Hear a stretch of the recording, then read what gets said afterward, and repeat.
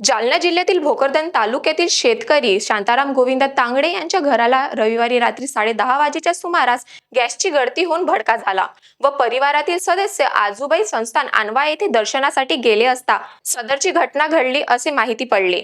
यावेळी शेजाऱ्यांनी जाळ पाहून घराकडे धाव घेत आग विझवण्याचा प्रयत्न केला, मात्र गॅसने भडका घेतला होता व या भडक्यामध्येच घरात ठेवलेले पेटीतील 2,60,000 रुपये व 10 ते 15 क्विंटल डॉलर, हरभरा, गहू आणि संसार उपयोगी साहित्य असे एकूण 4 लाख रुपयाचे नुकसान या शेतकऱ्याचे झाले आहे। यावेळी सदर घटनेचा संबंधित कंपनीने पंचनामा करून योग्य तो मावेजा द्यावा अशी मागणी वडोदा तांगडा येथील शेतकरी वर्गातून केली जात आहे। मी शांताराम गोविंद तांगडे। मी आजूबाईच्या स्वारीला जायला होतो। घरात गॅसना स्पॉट घेतला, नुकसान झालं। 2,60,000 रुपये जळाले। काही वस्ता भावाबी जळालं। सर्व धान्य, हरभऱ्याचे कट्टे होते 30 कट्टे जळाले। भरपूर काही असं नुकसान झालं। गणेश विश्वनाथ तांगडे, ओळख तांगड्याचा रहिवासी। रात्री इथं आमचं भाऊ शांतीनाथ गोविंद तांगडे यांच्या घरात गॅसमुळं स्फोट झाला। मी तिकडे घरी होतो आणि मला ते कळालं आणि मी आलो इकडं। एकदम जाळ झालेला होता। घरी कोणीच नव्हतं। ते आजोबाईच्या यात्रेनिमित्त तिकडे गेले होते। एक लात घातली त्याला, तो तुटला।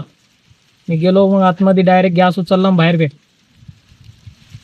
ते चक्क विजला। नंतर जाळ काही विजत नव्हता, पण मग आरडाओरडा केल्यामुळं तर पांडे सरकार एक इथं बारोटे कंपनी त्याचे ते आले। मग एक गणिमत हाऊस भरलेले होते, पाणी होतं बरंच, त्याच्यामुळं ते कव्हर झालं। यात मग घरातलं काही नुकसान वगैरे झालं? नुकसान झालं ना बरंच पूर्ण। काय नुकसान? पैसे होते 2,60,000 रुपये, ते हे झाले। ते कडुळे होते काही ठेवलेले, ते काही आता सापडत नाही। काही अन्नधान्य वगैरे होतं का? धान्य ते हरभरा नुकसान झालं। हरभरा, गहू, डाळी दुळी, घरात काय जे असेल ते पेटलं, सगळं पूर्णपणे पेटलेलं। माझं नाव शारदा कडबा पांडे। आम्ही त्यांच्या शेजारी राहतो। ज्यावेळेस जाळ झाला त्यावेळेस आम्हाला आवाज आला, एकदम भयानक आवाज आला। आवाज सगळे ओरडत होते काय झालं म्हणून। बाहेरून बघितलं तर पूर्ण जाळ होता। येऊन बघितलं, सगळे पाणी घेतलं, विझवलं। गॅसमुळे सगळं घरातलं पूर्ण जळालं। काय सुद्धा त्या घरात राहिलेलं नाही बघा। मग ते गॅस घेऊन कोणी वाचवलं? काय केलं? गणेश तांगडे यांनी वाचवलं। आम्हाला काहीच कळत नव्हतं काय करावं म्हणून। सगळं दूर चौकडं काहीच सुचत नव्हतं। आई त्यांची वरडत होती, वडील रडत होते। काय म्हणजे पूर्ण घरात पाणी, सगळं आम्ही भिजवलं। कमीत कमी 20-25 जण होतो आम्ही इथं। कोणी बाटले घे, कोणी कळशे घे, कोणी काय घे। आम्हाला व्हिडिओ काढता आला नाही, काय नाही, काही सुद्धा समजलं नाही। कुणाची फोन सुद्धा काहीच नाही। सगळं धिंगाणा झाला सगळा। ते कुठं जायला होते घरचे लोक? ते आजोबाईच्या सोंगाला जायला होते। घरी कोणी नसताना कुलूप लावलं होतं। कुलूप ते गणेश तांगड्यांनी डायरेक्ट तोडलं लातांनी।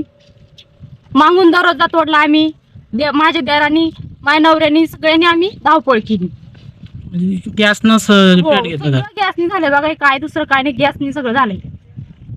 त्यावेळेस सगळे म्हणजे काय सुचतच नव्हतं। डायरेक्ट सगळे कपडे, त्यांच्या घरात काय सुद्धा खायला सुद्धा काय राहिलं नाही बघा। त्यांचं काहीतरी झालं पाहिजे, काय सुद्धा राहिलं नाही, सगळं जळून झालं। गरीब लोक आहेत ते, माझी एवढीच विनंती आहे। खूप कष्ट करतात ते, असं व्हायला नको होतं। सगळे धावले पण काहीच उपयोग झाला नाही। एकदम सगळं जाळ कुठं दूर, सगळं काहीच म्हणजे काहीच कळत नव्हतं। मी स्वतः डोळ्याने बघितलं।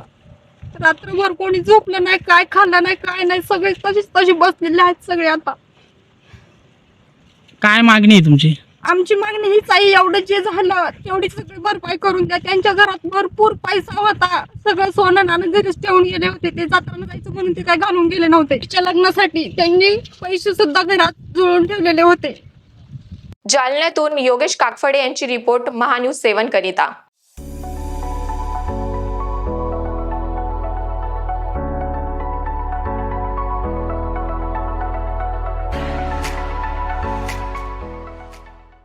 इस शादी सीजन तैयार हो जाइए सेंटर ऑफ अट्रैक्शन बनने के लिए। कैसे? सचिन लाइफस्टाइल के बेहतरीन कपड़ों के साथ। जी हाँ, सचिन लाइफस्टाइल में ladies wear, kids wear, men's wear सभी सेक्शन के लिए कपड़े अवेलेबल हैं। और साथ ही में इस शादी की शॉपिंग को पॉकेट फ्रेंडली बनाने के लिए सचिन लाइफस्टाइल लेकर आए हैं आपके लिए फ्लैट 15% का ऑफ। तो अभी आइए और अपनी शादी की शॉपिंग सचिन लाइफस्टाइल से करके जाइए। हमारा पता शताब्दी चौक, बेलतरोटी रोड, रामानगर, नागपुर।